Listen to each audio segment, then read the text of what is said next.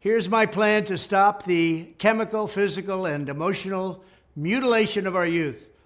On day one, I will revoke Joe Biden's cruel policies on so-called gender-affirming care. Ridiculous. A process that includes giving kids puberty blockers, mutating their physical appearance, and ultimately performing surgery on minor children.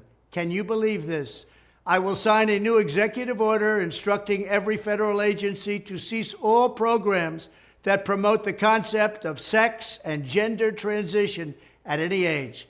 I will then ask Congress to permanently stop federal taxpayer dollars from being used to promote or pay for these procedures and pass a law prohibiting child sexual mutilation in all 50 states. It'll go very quickly.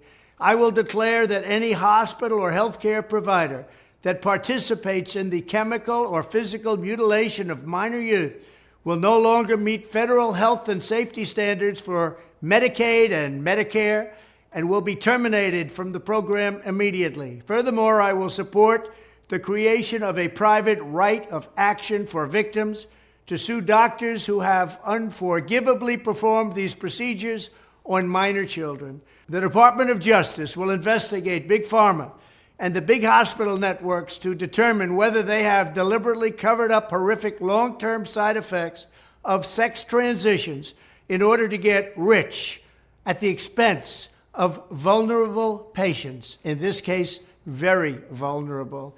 We will also investigate whether Big Pharma or others have illegally marketed hormones and puberty blockers, which are in no way licensed or approved for this use.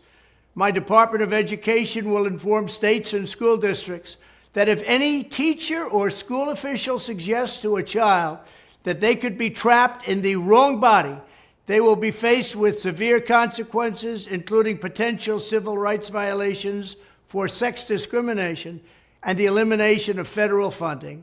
As part of our new credentialing body for teachers, we will promote positive education about the nuclear family, the roles of mothers and fathers, and celebrating rather than erasing the things that make men and women different and unique. I will ask Congress to pass a bill establishing that the only genders recognized by the United States government are male and female, and they are assigned at birth.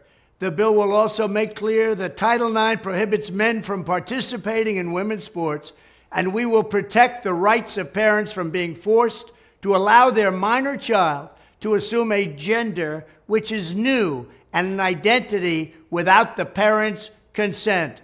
The identity will not be new, and it will not be without parental consent. No serious country should be telling its children that they were born with the wrong gender, a concept that was never heard of in all of human history. Nobody's ever heard of this, what's happening today. It was all when the radical left invented it just a few years ago.